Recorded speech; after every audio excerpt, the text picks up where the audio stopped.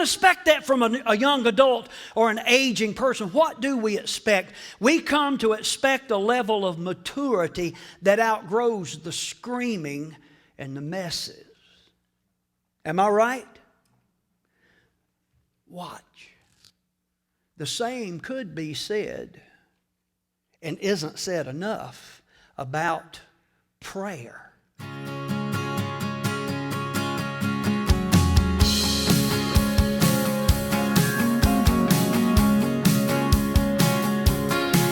Lord God, you know all my ways.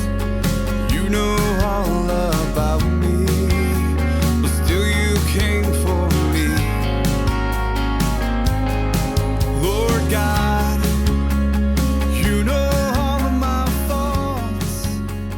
Well, howdy, and welcome to New Life. I'm Terry Knight, the pastor here at New Life Community Church, and I thank you so much for turning us on and tuning us in. I trust, as always, that the Lord's going to bless you up one side and down the others. We fellowship together here for the next several moments. We're continuing on tonight. We're going to try to jump into this relatively quickly. We're continuing on with a teaching we began last week that talks about the sound of the Lord. And we're talking about prayer. I've been asking you the question, what do you know about prayer? I would suggest to you, most of us do not know as much about prayer as we think we do, and certainly not as much about prayer as we need to know. So this is an invaluable lesson, and I trust that you will glean from it. The text passage for this series is Genesis chapter 3, but we're going to go to a marginal reading at this point as we get started. And so I'd encourage you to turn with me, if you would please, to the New Testament book of Ephesians chapter 6. It has something to say about prayer. Ephesians chapter 6, look at verse 10, and then I'm going to jump to verse 18. Verse 10 says this, finally. So this is important. Paul is saying, finally, be strong in the Lord and in His mighty power. How do we do that? Look at verse 18, the first part of the verse, and pray in the Spirit on all occasions with, look at this, all kinds of prayers and requests. All kinds of prayers and requests. What is he talking about? We're going to seek to find that out in the next several moments. So let me pray for you right now. We'll get going. Father, I thank you for each one that's turned on this telecast. Whether they're listening live or listening later by some means, I pray that by your word you would speak to our hearts, and we'll thank you for what you do in Jesus' name. Amen and amen. Hey, before we do jump into this, let me encourage you, if you are listening by way of YouTube, some social media, there is a little icon down in that bottom corner. If you would click on that and subscribe to our channel and share these, it would help us to get the gospel message out there. It would help us tremendously. So be encouraged to do that. You hang on. I'll be back here in just a little while to wrap things up. God bless.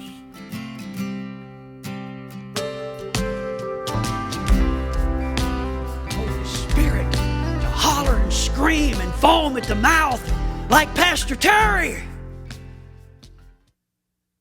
ain't likely to happen that way.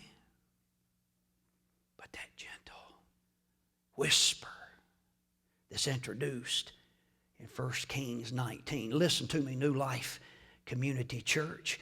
If you are serious about going to heaven, then you better get serious about following Jesus Christ and being born again and Spirit-filled and learning what I'm teaching you right here. If you're serious, you'll search this out.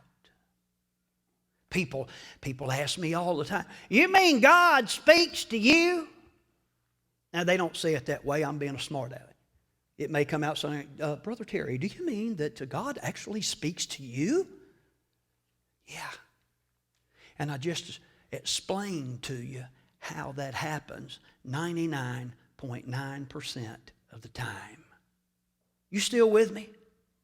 In effect, we hear, not with these, but with this. We hear, we sense, if you want a different word, that gentle nudge, that gentle whisper, and consequently we respond by means of prayer. I'm trying to help you understand what it means to pray. Listen, Paul was right on. Paul was inspired by God Almighty when he said, we don't know how to pray. People say to me, I don't know how to pray. And I'm like, you're right, you don't. But Holy Spirit does. And Holy Spirit is given to intercede for us. A voice, check this out, a voice you must listen for, and a voice you must learn or discern. Two of my grandchildren were over at our house Friday evening. Boy, what fun that is. And we were eating spaghetti, painting the living room with it. I told you, it's fun. It's a blast. You can do things with grandkids you couldn't do as a kid. Did you know that? It's amazing. And they wanted to watch something on television. So we put the television on. Now, we didn't leave it on long, mind you. Pastor T took them for a little prayer walk. That was really fun. For me, I don't know if they enjoyed it or not. But in the middle of that dinner, that TV, Sister D was in the kitchen, and she said, unnamed grandson, would you like some more spaghetti? And I'm sitting behind the little booger, and I looked, and it's like laser-like focus on that TV. Unnamed grandson, would you like to have some more spaghetti? How many of you know he wasn't listening for grandma? Not right then. There's a whole lot of people in this world. I'm not going to point right now. Whole lot of people. God is speaking, but they're not listening. Not listening. Not listening. But I finally hit the mute button on the TV. And he listened. Man, Pastor Terry, I wish I had a mute button. I could just mute some of y'all and say, God's trying to talk to you. Dingbat, listen.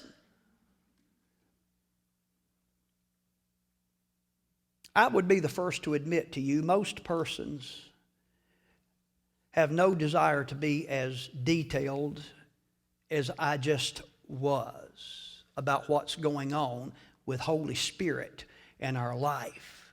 But that is what's going on.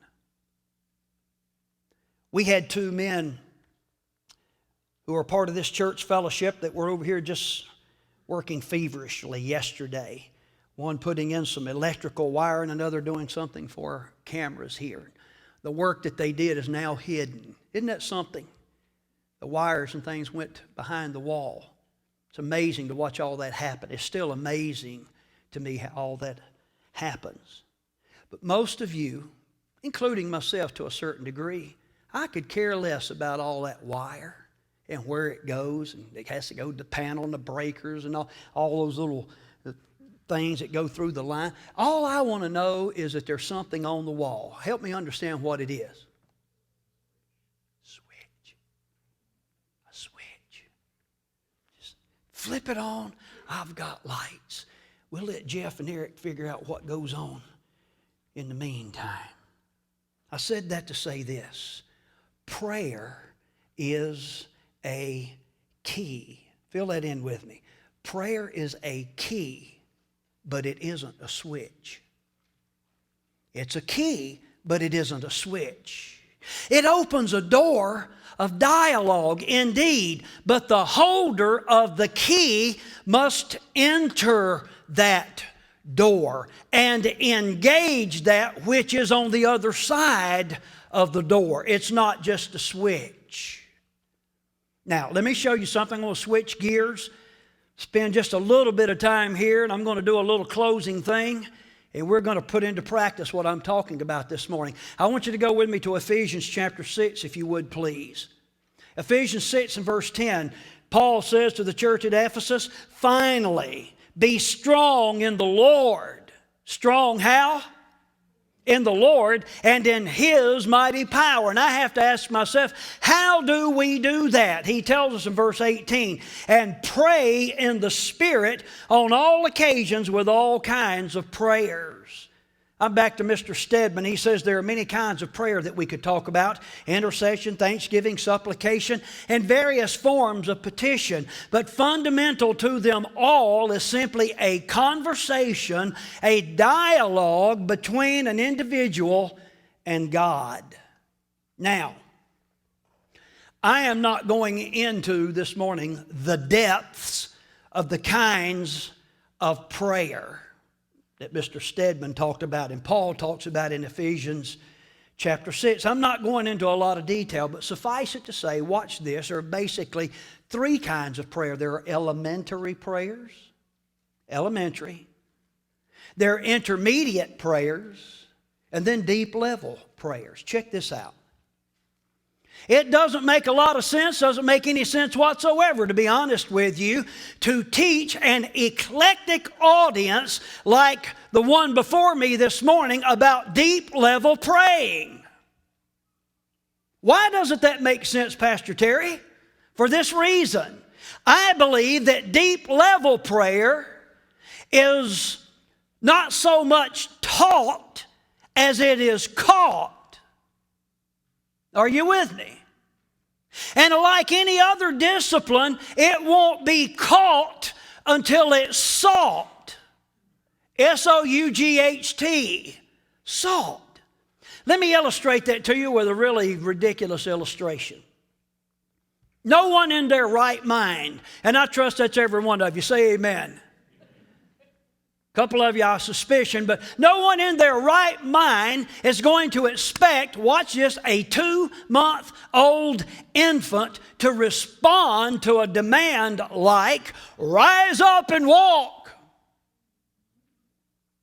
You're not expecting that out of a 2-month-old, are we? Would you expect that? No. A 2-month-old, their life is very simple. Watch this. You can put this on your notes if you would like, in particular you young parents. Their life is very simple. They scream, we interpret. They either want food or they need changing. Are you with me? They eat and they make messes, but they're cuddly. So we put up with it, right? We do not expect this, however, from either a young adult, an 18-year-old,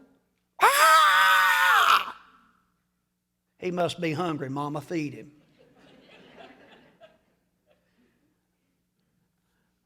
Or sitting around the average CNC group, what's that smell? That's Johnny Bob. We don't expect that, do we? And if it ever happens, don't come get Pastor Terry. I'm just saying. We don't expect that from a young adult or an aging person. What do we expect? We come to expect a level of maturity that outgrows the screaming and the messes. Am I right? Watch. The same could be said, and isn't said enough, about prayer. How many of you know new believers know how to scream?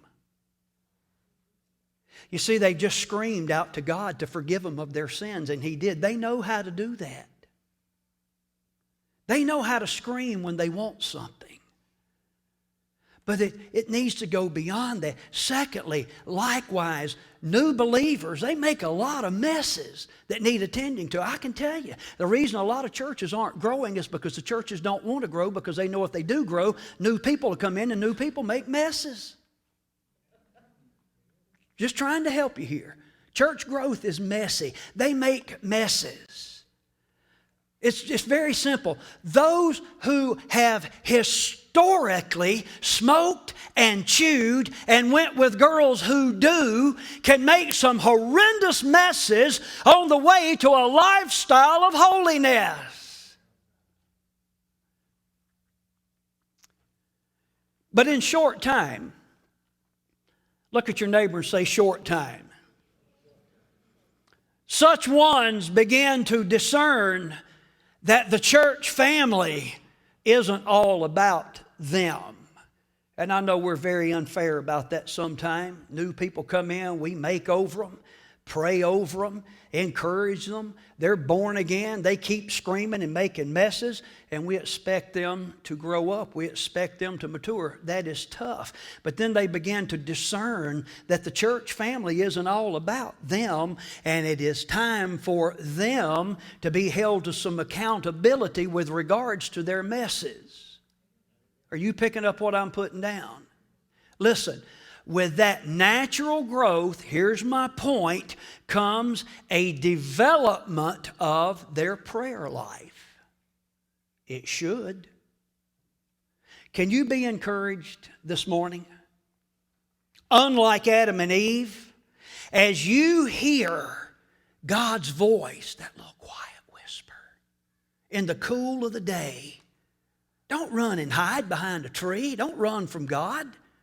But run into the arms of the one that already is aware of your mess and still yet has the fix for your mess.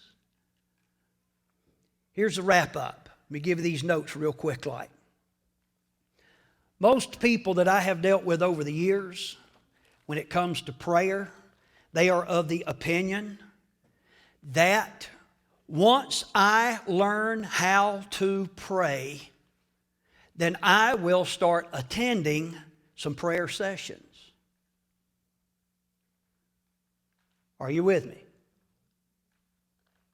But rather, fill in number 6 with me. Beloved, it is from within prayer sessions that you do learn to pray. I know you don't want to hear this, but you need to hear this. It is the gospel truth if it's ever been preached. Beloved, this comes about in similar fashion as one learns to swim. And everybody in this room knows that you can read books about swimming, you can watch videos about swimming, you can hear stories about swimming, but before you can call yourself a swimmer, you have got to get into the water. I want you to note God's methodology. I could draw this out a long time, I won't. But I want you to understand that genuine prayer typically involves divine, deep-level questions. For example, Genesis chapter 3, verse 9. Look at that again. God said, "Where are you, Adam?" Let me ask you, church, did God know where Adam was? Why did he ask him? Where are you, Adam? What a great question. By the way, it is a question that God frequently draws out in times of true prayer. You will hear that little quiet whisper saying, "Where are you? Where are you? Where are you in your faith walk?" What a great question to ask of ourselves. Will you fill that in with me? Where am I in my faith walk? Doesn't it just make sense that if you know where you have to know where you are in order to get where you think you're going? Makes sense, doesn't it? Where are you, Adam? Well, you notice Adam's response is given to us in verse 10. I haven't read it yet, but Adam responded, "I'm naked." Now, I don't know about y'all, and I am from Satspahaw, be the first to admit that to you, but naked doesn't sound like a location. It sounds more like a situation. Where are you? I'm naked. Adam's disobedience was revealing. You see what I did there? A conversation with the Father revealed it. Listen to God's second question. It's given to us in verse 11. How do you know you're naked? What a dumb question. How do you know you're naked? Because I don't got no clothes on. Adam, where are you? I'm naked. How'd you know you were naked? Can't you just hear God saying something back to Adam like, why is naked a problem? It wasn't a problem yesterday. Y'all frolicking around all up in here.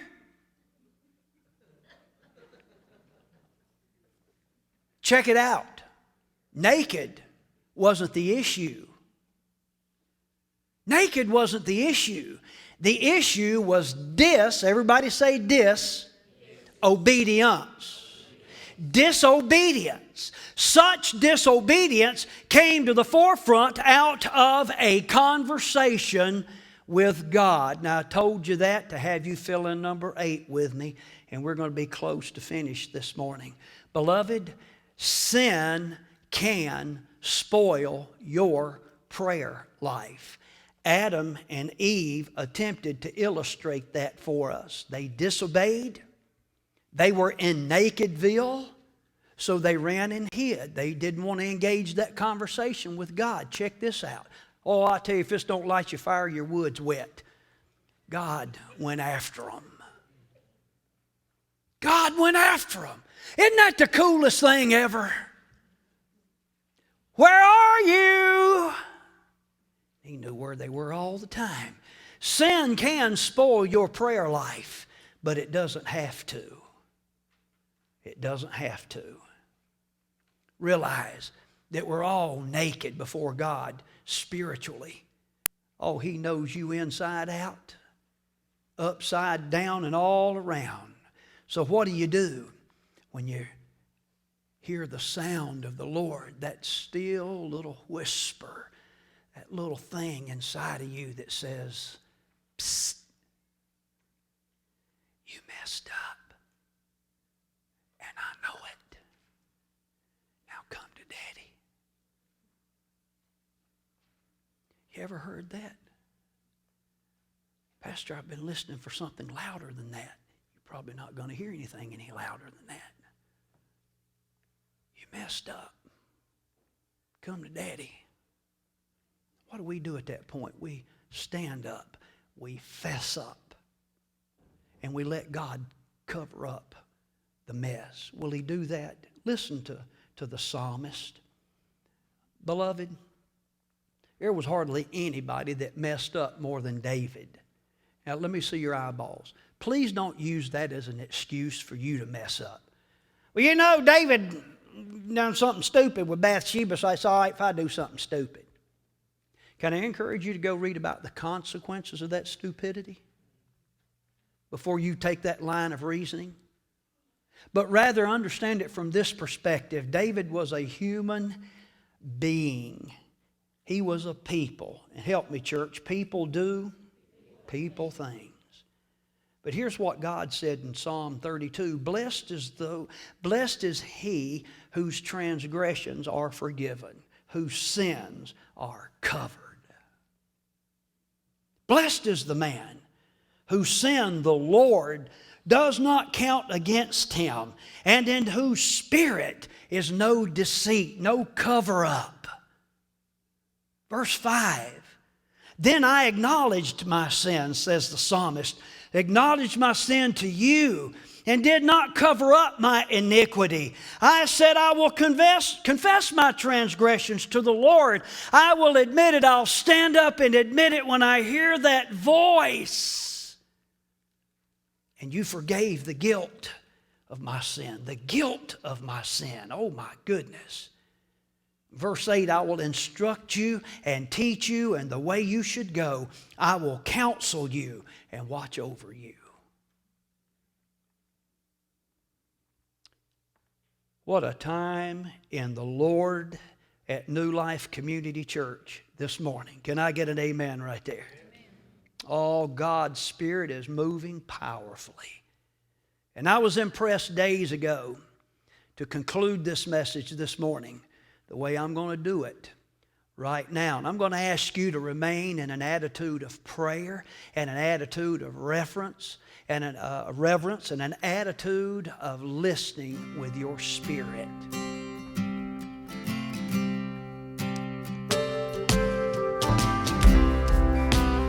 Beloved, let me go back to something I said just a few moments ago. Naked wasn't the issue. Their mess up wasn't the issue. Listen, sin can mess up your prayer life, but it doesn't have to. It doesn't have to.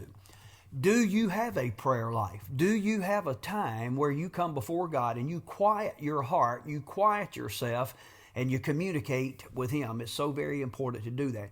And quite often, our nakedness, our sin, our goof-ups serve as an impediment to our prayer life. Don't let that happen to you. Confess that sin. Confess that shortcoming. God knows that you are a people and that people do people things. And He is standing ready and willing and able to restore the relationship so that you can continue to communicate with God in prayer. Can I encourage you along these lines? Prayer isn't just blurting out to God something that you want. Prayer is a deep level conversation with God where you hear what He wants and you purpose to bring yourself, you resolve to bring yourself in line with what He wants. It's my prayer that your prayer life would develop into that kind of prayer life. Let me pray for you one more time. Father, I thank you for each one listening in right now. Lord, I pray specifically for that one that's just messed up. They bloated. They did something goofy, and they just feel like they can't come before you. They have allowed that goofiness to mess up their prayer life. I pray they would confess it, get it out in the open, let you bring about a healing of their heart, mind, soul, and strength, and restore their prayer life. I ask in Jesus' name, amen and amen. Hey, beloved, before I get out of here, let me just remind you one more time how important it is for you to connect with the body of Christ. And I'm talking about that which we call church. New Life's primary worship celebration Sunday morning at 10 o'clock. We'd encourage you to come out and be a part of that. We also have midweek activities. It says there on the screen, Family Ministries Night, Wednesday at 7 o'clock. Again, we'd love to have you come and be a part of that and plug in and see what's going on. You need it. It's very important.